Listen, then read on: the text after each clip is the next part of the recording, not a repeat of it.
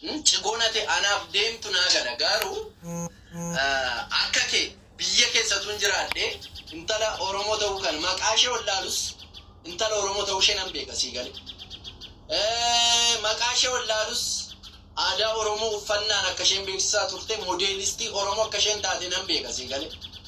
Akka kee garuu ishee faana interviyuu hojjedhee ishee faana taa'ee nyaadhee dhugee dhugaa ishee garuu nan waalle. Amma humna koo intala Oromoo ta'uu isheef qofa sagalee ta'eeraati. Amma humna koo sii galee. Akka kee ishee faana nyaadhee dhugee dhugaa ishee nan waalle. Inni riyyaa koo ta'ee dhugaa ishee irra hin teenye. Suurri kun hin dubbata sii galee. Akka intalli kun ofiin ajjeesne akka intalli kun ofiin miine suurri kun hin dubbata. Yoo ati dubbachuu baattes. Garuu ati waan ati haasoftu ammayyuu waa'ee of tuulummaa kee haasofta sii gala. Cinii. Namni arrabseefammas. Eeyooti siin si arrabseefammas. Maaliin si arrabsa? Maal keetiin? Zarii keessa kamiin si arrabsa nam? Maal jedhee si arrabsa nam? Dhibbarra of hin kaa'inati laanatu lafa xaasi godha foon haadha kunaa nyaachuuf. Si galee of beekta waan ta'eef. Of beekta. Ani sanas ta'e kana dhugaa nama tokkoo bira darbuu hin danda'u. Dhugaa koo namni haa fudhatu haadhi sunni waa biraati. Si galee faana nyaattee dhugdee garuu inni gwaaddanyaa koo jettee ati utuu keessa isaanii sirriitti beektu ijoolleef deebiin taane deebisaa cigootiin immoo asirratti namootuma maqaa ishee hin beeknetu isheef sagalee ta'a. Ati inni maqaa ishee beektu yoom sagalee taateef? Ati inni ati faana nyaattee dhugde yoom sagalee taateef?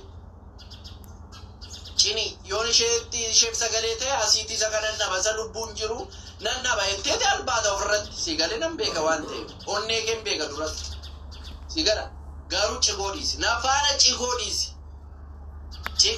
sittaaf irraa gadi sitti dhiibeen si faana haasa'an gaafa naasa. Garuu hobbaatii kee banaa fuutee lubbuu namaa kanarratti irratti dabarsuuf baay'ee kaa'oo taskeechatti siidhe dubbadhuu baay'ee. Maal jedhamoo kun qimaalaamiin gabaree gadi yaadara ammooti. Eenyaan baay'eessi waame gadi bu'ii kaa guddisa badii. Ganaa asirra dabanii waanuma qalbiitti qabanii too jechuudha waan kana. Mucaan kun waa tokko haa ta'u. Fira maal qabdii miti. Zarii maal qabdii miti jettee bee. Cimii haadharaa. Haadhi koo haadharaa jette abbaan koo abbaa raachite. Hani obboleettii isaati. Rabbitti nama waaqayyo ol guddise ati gadheen kuni goonni tiktokii kuni gad deebisuun dhaqee haqaraacheen dhokse sanaati falaffadii baasi. Achuma teessee qamadii ofitti Keeniyaa keessa teessee qamadii marqaa qamadii ofitti gadi guurtee teechorraa dhuufuu kee afuufaa ooltee harma nadheen ilaalaa ooltu sassaate lubbuu namaa. Nama koomentiidhaan waan tokko jedhe qimaalaan. Rakkati warra koomentiidhaan waan tokko dubbatu. Qiniiwwan haadharaa ilmaa shallee beetu warra fagaara ishii ol baha jettee fagaara ishiitti mul'isaa ooltudha jechuudha.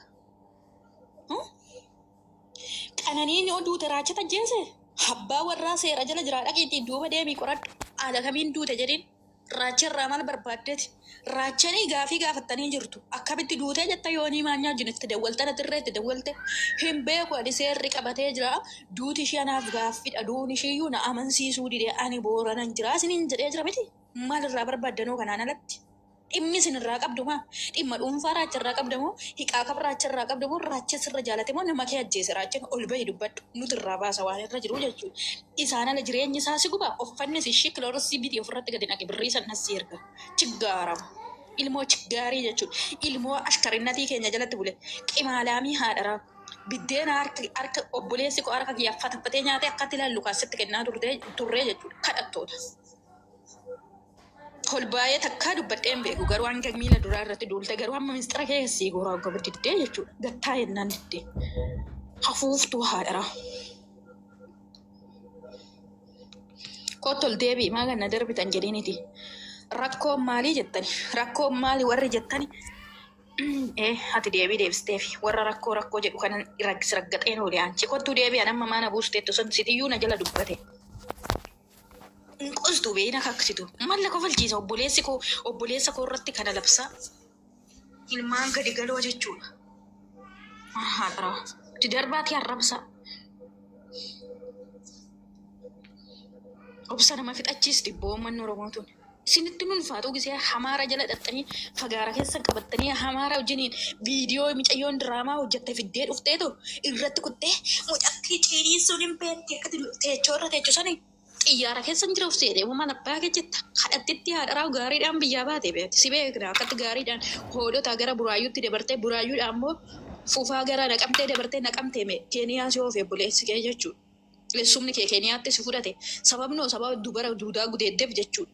Diqaalaa haadharaa kottaa natti dhiyeessaa nanan tuqube. Koomentii jalatti dheengadda ijoolleen na galabina miidhayyoonti warra beekamaa irraa dhalatte dhiisaa warra akkasii jette koomentii deebisaa turte. Maala yeewun narra gorisiin jedhee ceenii hojii kee beekta muka sitti naqaanii raachuu irratti qomaa xaahaadharaa.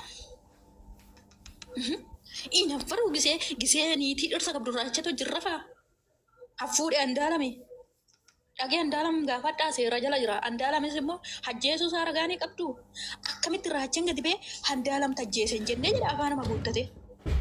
Hin argine kaa atoo cubbuu waraabbatte inni maa cubbuu waraabbata raachenis Oromoo dur raachenis immoo andaalam immoo micayyoo kana hajjeesee hojii seexanaati Oromoo gumaa baafata Oromoo tuyyuu gumaa nyaata malee hamaarri gumaa nyaata gumaarree hin baastu jechuudha.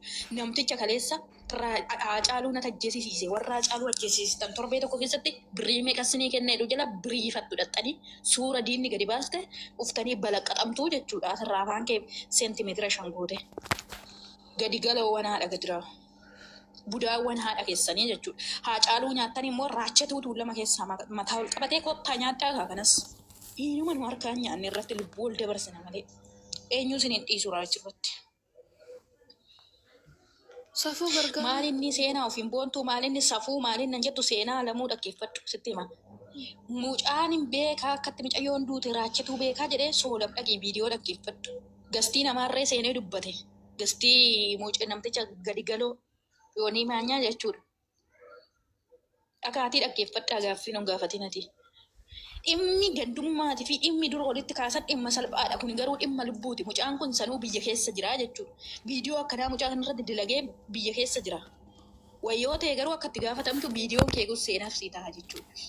Zarii maal qabdi? Silaa dhaqee tana ishee agarsiisaa jette dhaqeetii ati raachee wayyaa ta'uu nu laaltammoo gisee san waan goon akka dhugaa Haacaaluu dhokate dhugaa Haacaaluu nyaattanii warri hacee ajjeese taa'ee nyaatee warri haceef dubbatu hidhaa keessatti dararamaa jiru kana miti jechuudha.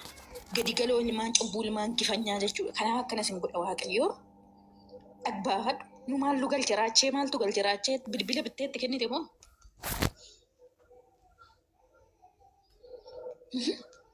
Bitteetti kennite immoo raachee biyya bulchaa jira. Dhaq Dooktor Abiy Ahmed Shimallis Abdiisaa gaafadhu.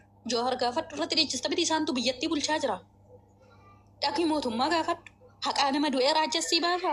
Raacheen dhimma dhuunfaa mataa isaa jiraata jireenya isaa jijjiiruu obboleettii isaatiin ol argatee mana tokkotti galuu gammachuun jiraachuu bultii godhachuudha malee wanti kana dhimma lubbuu namaa keessa galchee abaluu tajjeesee maalli macarrashaa dhiqaa daraa hahee gadi galoo nama gifanyaa miti. Raacheen namaafuu gisee sagalee ta'u tubatee qoratee sammuu isaa keessa naannesseetti gadi ba'ee sagalee ta'a akkuma kee bubbisee dhufee lalalalalalalee Oromoo kutaa akkasii akkas taatee bolalalalalalan jedhu dhaltii haadharaa. Hudduun hadheenis simachee jira. Hudduun hadheeniitiyyuu qullaarraa gabbaastee luka hedda qabadhaatteeni geemii qabata godhattee ta'u hudduun hadheenii fi harman hadheenii ilaalaa ol taasirra. Gadi galoo haadhara. Qimaalaa. Soolam jechuun gadi galoo jechuudha. Sarraatanyaa keenya turtee jechuudha. Tirraafii keenya nyaattee nurraa nyaannee jechuudha. Atanaadha qabdumaan sarraatan innatii nutti galte. Gabaree nutti galtee qotaa turte. Ni beektaa? Gabaree nutti galtee hoolota keessa dabartee jechuudha. Hachi gara galkalkuyyuu keessa lafa keenya qotaa turte jechuudha. Gabareessuma kootti galtee. Maalaa. Gadi galoo haadharaa sii fideen dhufa micayyoon hin dhufte jechuudha. Hojii haafixxuun seenaa kee gassii guurti. Obsa nu hixachiisaa harta. Lubbuu namaa fuudheetii miskiina. Handaala majjeesuu ragaa qabdaa? Raacheen immoo bira jiraachuu ragaa ni qabdaa? Kodoo beektee silaa artistii kanarra gorteetiyyuu harka diinatii baasta malee diina wajjin hin bineensatti taatanii nyaachuun kaatani. Nama beekamaa nama hayyuu kabajamaa kana jechuudha. Budaawwan haadha gidiraawu dhabama si haa godhu yeroo gabaabaa keessatti.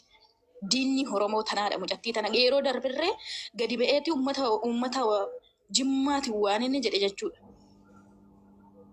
Intala haadha gidiraawu gadi galoo shallittii haadha raawayyuu warra maccaan jettu. Xirooftitti na dhiirri shan hudduu kee keessa silaalaa oolu dhiirri shan sitti fincaa'aa oolu intala dabbaqteetti samtiktii haadha gidiraawu gadi galoo haadha raawu intala shaarmuxaa bayezzala bukoo dhiirri shantamni sirti fincaa'aa oolu. Qomaatatti haadha. Dhaqi hudduu kee jala qabadhu si haa goroggoro. Beekayyuu hin godhu kaa. jaarkaarra godhee dubara duudaa gudee dubartii jabduu gudee dadhabee jechuudha. Dhaqishii mataan sitti ol seenee kan jiibis maarii yookiin mukutumaa sitti ola zagazaqoo asii olee hudduu keetitti. Tan haadha komentii takkee barreessee jalatti nam dhaqqa. Machooftuu waan haadha. Samtuu haadha dhiirri shantam nudduu heettolaa qarqaruu soolammaan lugalchedha. Ruuzee hambee kutuu ruuze sanuu nyaata. Gadadamtuu haadha immoo ciniin jiran mataarra agarsiisu gabaree galiiwwan haadha. Kottaa gabaree nutti galaa. Deemi yoo akka raakeetittan biyya keessa jiraadha jedhe ashaakiltii gibbii kiyya tokkotti namni bishaan itti naana qoyyuu dhabee jechuudha. Namni bishaan itti naana qoyyuu dhabee kottatii achi jalatti aanchii obsee muhiitii godhee ofii mudii tara guutuu nuukee warra nu arrabsu. Achi jalatti kottutii birriin ka'in kaffalaa fi ji'a dhufee sanaa tsadda'u galee dhugaa qaba raachane geebiraachee fedhu laala akka lallaasaa fedhu bassoo barbaade biddeenaa fudhatee takka keenyaata foon muree jechuudha. Kun ikkoo daakuu qabadii malee homaan keeniyaa keessatti dhuunfuudhaan xaa'ee garaa bilchaate kanaaf akkana ta'a. Shallittii haadharaa baay'ee zaraar harmuritti hodduu hiriitti sinaqa. Intala haadhi kee intala habbaan keessi gudeedee biraabee jechuudha. Hayyuun tun jechuun intala haadhi fi hamaara jala dhaabbattee haadhi fi gudeeddamte intala haadha intala obboleessi kee haadha keetitti ol garagaree haadha keetitti gaanu intalatti haadha gidiraa jechuudha. Haadha kee wajjiniin sisala obboleessi kee qimaalamitti si haadha kee naarrabsise. Qinii haadhara. Dhaqiitii haadha kee wajjin ol galabbaxiitii haati kee siyaa zaqazaqoo asii olee mizmaarii kan hin qabnetti jechuudha. Intala haadha wajjiniin bitaa mirgaan diinni sissalaartu. Qomaadhaa daraa baay'isira. Si haadha kee naarrabsiise jechuudha. Haadha kee irree akkasitti gadi galabbaxamtee godhamaa jirti jechuudha. Raachee firan qabu. Kottaa hin ajjeestu. Ooftitti haadha raasita haadha koonaa haadha kee akka namni na arrabsitan haadha kee guutuu of arrabsiista jechuudha. Ani yeroo miira keessa galee intala haadha kee manatti nan arrabsiisin guddisa badii haadharaa. Bayyazara samtuu dabbaqtetti haadhara. Dhaqiitii jechuudha si bakkee hundattu duuke adda si goroggoranii biyyaa si baasan jechuudha intala haadhara. Intala obboleessi kee haadha kee hojii si cibsee si goroggoru gudduu kee keessa. Safu maal akka warra wallaggaa faana dubbatta amma muutii of jalaan gootu kana kadhattu. Muyiiti ishiin gootu ati. Wasa kaan. Tuni mudiitara oduu nuu kenninte mudiitara guutuu nuu kennu diddee nu arrabsiisti qoya isaa deebitu. Sii kenne bir mudiitara. Laa mudiitara naa kennite kaa muyiitii fi biloo inaan kennine. Muyiitii gochuu hin danda'u galchuu fi baasuu qofa guutuu naa kenna. Siin kennaa qoy. Ajaa'iboota akkas godhachuu hin danda'u warra dhaabadhee to'i. Saniif waan tokko yeroo dubbatan tooftaan waliin kennamu akkaataa qorannoo irra tooftaa walii kennamu baay'inaan bilchinaan hayyummaa dhallaa lamee osoo deeme baay'ee gaariidha. Waan intala kanaa intalli kun asitti barattee gaafa akkanaa asitti qacaramtee bara akkanaa xalayaana biraa fudhattee jechuun waan tokko waan nama yeellasiisu immoo waan tokko kaawwatanis ta'ee natti hin mul'anne dhoksuunis barbaachisu. Maaf jennaan intala kana kan ajjeesses namatti dhiyaatu. Nama beekumsa kan wajjin nyaatu kan wajjin footoo kan wajjin sagantaa adda addaa bakkee adda addaa waliin qindeessee waan kana godhe jira. Waan namni godhe osoo hin taane guyyaanis gantee jira kana osoo hin ga'in guyyaanis ishii gantee harka namaatti dhiyaatu jira. Hiree kana immoo hiree obboleessa keenya qabeenyaatis hireen aartii immoo humna bareedaa baatee deemu kanaatis hubachuudhaaf jechaadha. Kanarraa kan ka'e waan kana yeroo dubbannu waan nu mudatu hin beeknu maal lafa kanarratti maal akka dhiisnu hin beeknu waan ta'eef dhugaa jiru namuu dubbachuu qaba kallattii kennuu qaba. Amma wantoota tokko girma kan jedhu tokko si jira yeroo baay'ee gadi qabee namoota envaayiromantii ishittirra jiran naannoo ishittirra warra jiran warra waan kanatti dhiyeenya qaban yookiin dubartiidhaan yookiin goddanyaadhaan waan tokko isaan gidduu yookiin jibba galchuu danda'u yookiin immoo guyyaa footoo ka'aa turte namoonni ishii footoo wajjin ka'aa turte sun waan ishii godhii gallakkisan hin beeku mala dha'ee tooftaalee jechaadha. Mala dha'ee yookiin immoo tooftaalee baay'ee lafa ka'a dooktarii Kisuun jechaadha.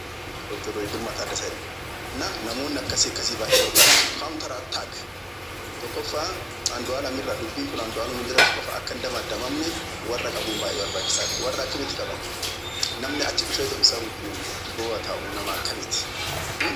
Nama dhugaa maqsuudhaaf yookiin dhugaa kana yeroodhaaf maqsuudhaaf achi taa'ama. Dhuguma nama garaadhaan gadda isaa wajjin ta'an kan jedhu hubachuun barbaachisaadha. Keessa ta'anii jechuudha warra biyyaa jechuudha. Ishuu tokko yeroo kaasan akkaataa itti dubbatan naannoo barbaachisaadha. Maal jennaan akka Oromoo jechuun Oromoo wal keessa jira.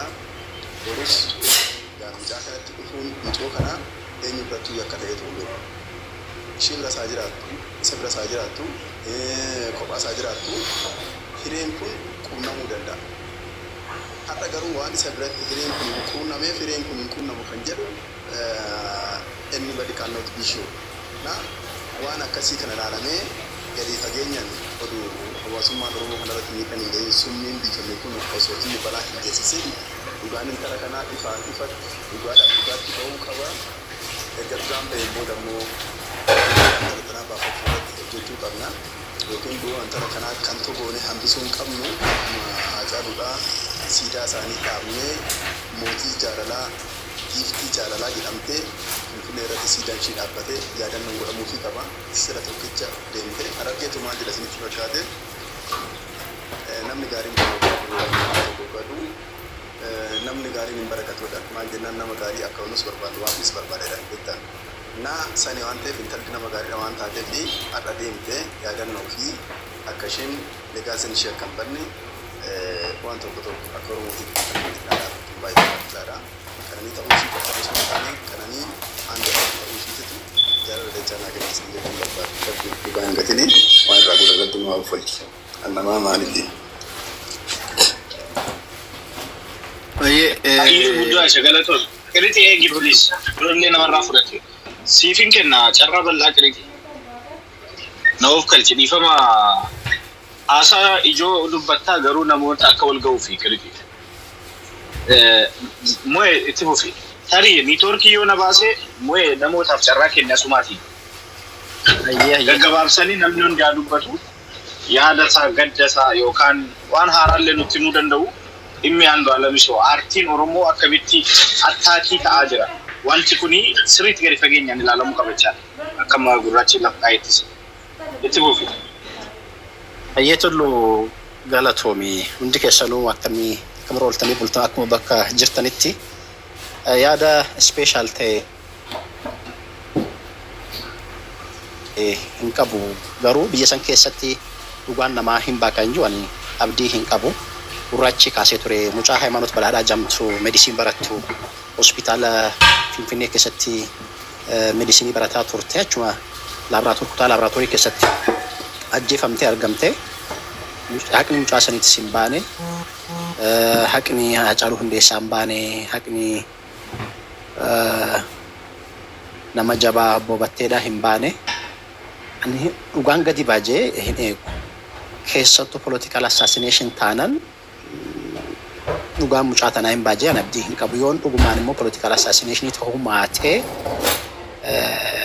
hinaaffaan waa laayifii Andu'aalam kana balleessuudhaaf namni isa jibbaa sabaatinis haa ta'u gama kanaan yoon ta'e meebii bahutu mala. Garuu gama mootummaan barbaadee waan barbaaduuf isatu beeka. Waan bara biyyattii san keessatti namoota beekamaa ajjeessanii ajandaa namaa laatuun immoo waan barbaadantu jira. Duuba ajjechaa namoota beekamaa kana duuba mootummaan san barbaadee waan kana hojjate haqni biyya san keessatti hin bahu. Yoon immoo ajjechaa baratame kiraayim ta'e kiraayimii namoota jidduutti faayidaaf jaalalaan hinaaffaan maal kanaan yoon ta'e meebii bahutu mala. Mucaa kanaafis guyyaa 14 booda mana murtiitti akka dhiyaatu qaxaroon kennameefii jira. Kana ilaallee ammaas akkanumatti yoon qaxaroon kan dheeratu taate waatu jira. Dhuguma gaafa qaxaroo sanii guyyaa 14 booda waan irra gahe mootummaan qoratee ifaa fi bilisa uummataafis kan beeksisu yoon taate achirraa hubachuu hin dandeenye. Maal deemaa jira kan jiru haga tokko asirraa hubachuu hin dandeenye guyyaa 14 booda jechaadha. Waan hedduutu ka'aa ture. Konspirensii hedduutu ka'aa jira. Isatu ajjeesee maali kun hin barbaachisu. Andu'aalam mana jiraatuuf gaafas maal wabii qabnan. Eenyutu beeka mana jiraatu isaa? Ushuun. Daban dubbannu waan bira hin jirre akka nama bira jirutti sin dubbannu garuu haqni namaa bahaa hin jiru. bara jahan darban kana keessatti biyyattii san keessatti lubbuun namaa baala hanqatee jira. Namni 60 engadda qofaa konkolaataan garagalee nama toora 40 dhume. Mootummaan waan takka hin dubbanne. Engadda dooniin galabbatamtee ijoollee Jibuutii irraa kaatee karaa Yaman imaltu toora nama 100 wayiitu dhume. Mootummaan gadi bahee akkana hin jenne. Haajaa namaan qabu mootummaan hangorra jiru kun. Mucaan tun celebrityidha. Nama beekamtuu taate malee namni hin beekamne akka baalatti harcaa jira. Guyyuu Rabbi Itoophiyaa keessatti namni osoo ajjeefame oolaan jiru. Mucaa tokko engadda Wallagga keessatti kaardii digital kaardii eenyummaadhaa nama kennitee jaaniti gadi baasanii ajjeesan. Waan akkana kanatu deemaa jira jechaadha. Kan dhugaan biyya san keessatti dhugaan ajjeefamee qarbamee jira. Nunis boonyee dhugaa jala hafnee jira biyya san keessatti. Kanaafuu namni mootummaa kanarraa ammallee dhugaa mucaa tanaa hin baasettanii irraa abdii qabdan I don't know. Yoon deeggaraa mootummaa kanaa ta'e malee namni waalaalee argu namni haala biyyattiin keessa jiru beeku mootummaa kanarraa abdii hin qabaatu. Dhugaan isiidhaa oolee haa bubbulu inuma baha. Kanaa caaluutis kana boobatteetis kanaa caaluutiif kana boobatteedha. Namni ajjeesuun maaf to'annoo jalan ooliin kan jiruun taate malee akka ajjeese already beekamaadha. Gaa dubbatullee yoon fedhuu maanne beekama. Kan mucaa tanaatis garuu achirra waan fagaatu miti haqa isiidhaa Rabbiin haa baasu. Maatii isiitiifis Rabbiin sabrii haa kennu maal jennaa mihi. Garuu namoonni celebritii ta'an beekamoon ofaa eeganii ammas ofaa eegan. Sabboontonni keessattuu celebritiin wallistoonni namoonni barumsaanis barumsa gahaa qaban ofaa eeganii. Obboleessi keenya tokko dheengadda mana kana keessatti maal jee jira? Kaameeraa xixiqqootu jira beektu. Kaameeraa xixiqqoo yoon dhalaa taate boorsaa isirratti maxxanfattee jirti. Dhiiroon ta'e Saamsoonii ta'e isarratti kan warri seektara garaagaraa keessa hojjetu shaanxaa gurraattii takka qaba. San fannifatanii deemanii achirratti hakaatanii. Manni isaanii yoon kaameeraa qabaatu maatee kaameeraa seekiretiidhaa haa godhatanii. Yeroo hama yeroo fokkotaa keessa jirra namoonni beekamaan ofaa eeganii. Yoon immoo danda'an boodigaardis haa qaxarani. So Hacaaluun gaafa amma akkana ta'u boodigaardii qabaate dubbiin tun akkanatti hin hammaatu ture. Kanaafuu ofaa eeganii nulleen namoota keenya qubaa haa qabaannu kanumaan jaatullu. Thank you. Ayyee galatoomii Mo'ee. Qiriixi amma dubbadhu namootaaf carraa kenni neetworkiin na baasuu danda'a Mo'a. Qiriixi dubbadhu saboontu modereetarii kennii fi Moozaadhaaf. Tullu galatoom waan hedduu haasa'uutu mala ammoo waan jirurraa haasa'uu hin fedhu. Painful baay'ee nama dhaga'ama. Yoo dubbattellee dubbattuu si godha yoo dhiistes wallaaltuu si godha.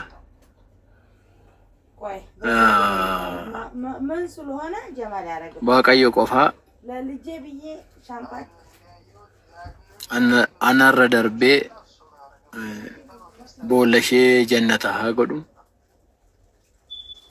Andu'aalam Gosaas dogoggoraan isaa ta'u itti yaadee isaa ta'u hin beekin isaa ta'u shirris irra xaxamee haa ta'u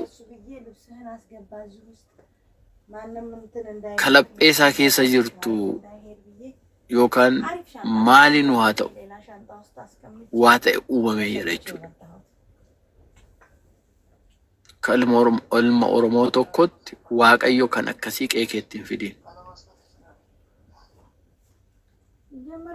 Qeekeetti hin fidin jedha Oromoo. Ammoo namni lafarraa darbe ka lafarra jiru bira dhaabbatu malee ka lafarraa darbee deebisuu hin danda'amu jechuudha. Ijoollee kana gaafanii suura isaanii sooshaal miidiyaa irratti wal bira argu akka ajaa'ibaatti keessi koo akka nama damma fi bassoo walitti makee yookaan immoo bassoo fi itittuu walitti rukutee dhugee qabbanaa heettan dhaggeeffadha jechuudha.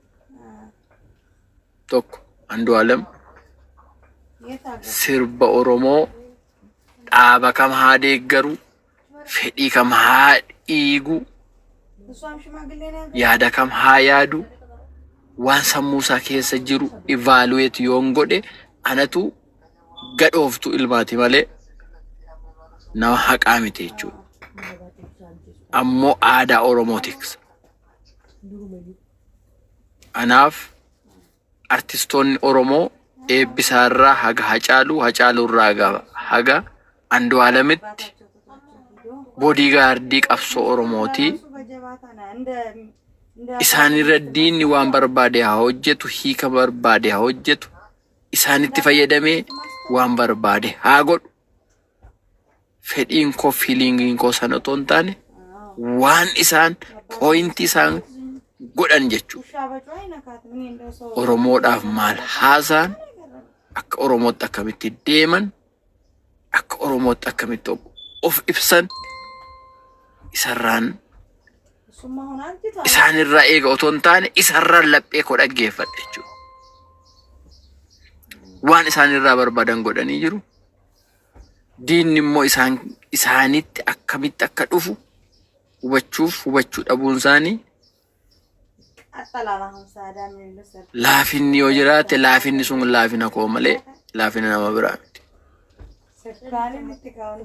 Waan intala xiqqoo qananii gaafan haasa'u intala kana barakkasii akkasitti yaadadha jechuufan haasa'e malee sanaa booda sana dura waan isheen taate waan isheen irraa haasofte waan isheen keessa jiraatte waan abbaan manaa jaalallee ishee hiriyyaa ishee ollaa ishee jireenya ishee keessatti waan isheen jiraatte haasa'uu barbaadeen miti. Haasa'uuf illee mooraaliin qabu yoon haasa'uudhaaf fedhallee Waaqayyo kana natti hin dhiisin. Yoo Waaqayyo natti dhiise illee dogoggorri kan Waaqaa malee kan koo miti. Tana xiqqishuu wayii hiriyoota koo faanan dhuguma kun yuunivarsiitii irraa eebbifamte miti. Waan ajaa'ibaa barri amma akkamitti deema. Waggaa yoo xiqqaate 2010 2011 gidduu sanatti jechan haasa'ee sammuun koo yaada turraan haasa'e waan kana.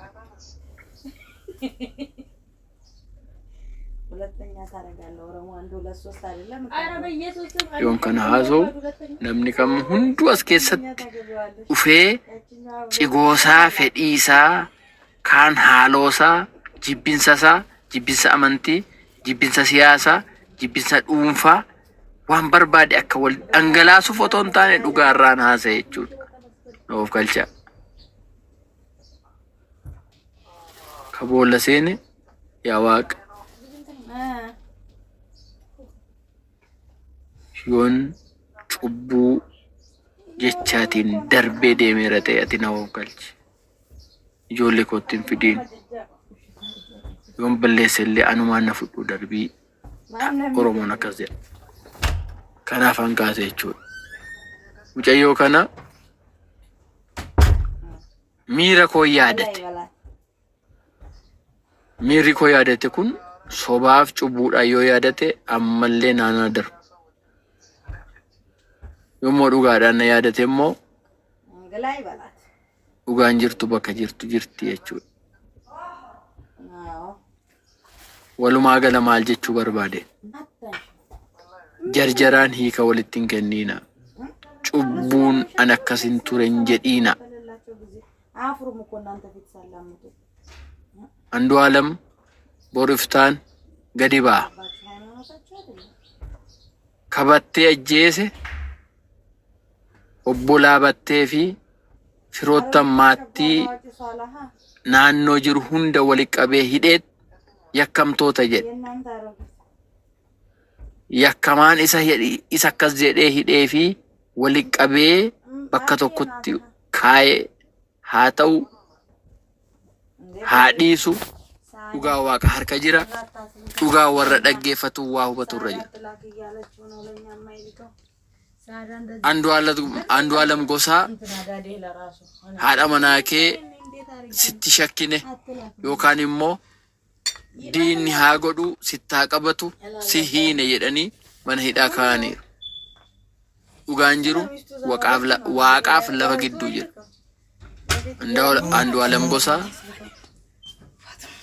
nama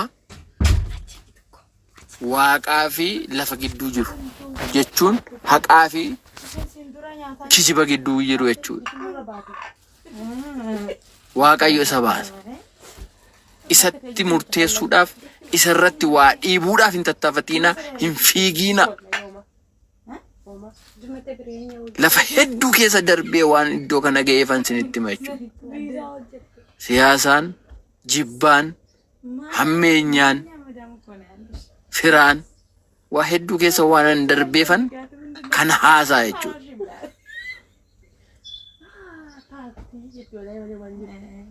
Andu'aalem haadha manaasaa dogoggoraan haa dabarsu yookaan immoo dogoggoraan ka diinni irratti qopheesseen itti haa miidhamu hin jarjariina ivaaleetu gochuuf murteessuuf murteetti hiika kennuuf hin jarjariina. Kanan kan isiniin jedhu haaloo fi jibbinsa fokkisaa hedduu keessa darbee muuxannoo waan an qabuufan haasa'u jira. Andu'aalemiin firii gochuuf mucaa kanallee sammuun koo waan keessa darbe keessa waan yaadadheef bilisa gochuuf ammoo yoo naa danda'ame yoo waaqayyollee naa hayyame mucittii xiqqoo kana lakki isheen hin duune isheen dhugaadhumaan jirti jedhee lubbuu ishee qopheesseedhuma fayyaa ishee addunyaa irratti yoo naa deebise nan jaaladha jechuudha. Kun hin ta'u ani hin beeku. Yoo hin taane I don't know. Ammoo walitti hin jarjariina, walitti hin darbiina, ka mootummaan sinitti qopheessu, ka paartiin sinitti qopheessu, ka wallaalaan, ka jaanjaan, ammoo ka shirri sini qopheessuun walitti hin duuliina. Duula sana keessa jirra siyaasaan waan hundaan. Akkatan sinii ibsu waan hin qabneefan lafa dhaabbadhu dhabeen isiniinuu lafa akkasin dhaabbattan sin dhowwe akkatti na hubadhaa keessaan ba'a ana of galchaa.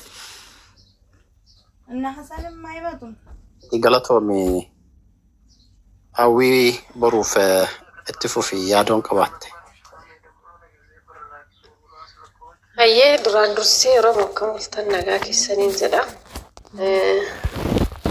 Wanti obboleewwan keenya lamaan kana irratti gaggeeffamaa jiru waan baay'eedha. Hedduu tokko nama dhibaa. Walumaa galatti akka haalli ittiin adeemamaa jiru kuni haqa obboleetti keenyatillee baasaa hin jirani. Bifumaan taaneen immoo shirratti garaagaraa xaxanii gurbaallee nu harkaa waniin karchalleetti galchuuf deemaa jiru. Wanti ajjeechaan shakkamaa yoon jedhan akka kiyyatti akka hawwiitti akka dhuunfaa kootitti obboleessi keenya Andu'aalem mucayyoo tana ajjeesuu yoo barbaade karaa hiphaa kanaan osoo hin taane karaa bal'aa tokkotu jira. Namni kamiyyuu aariin jira haadha manaa kan ajjeesu yookiin immoo isarratti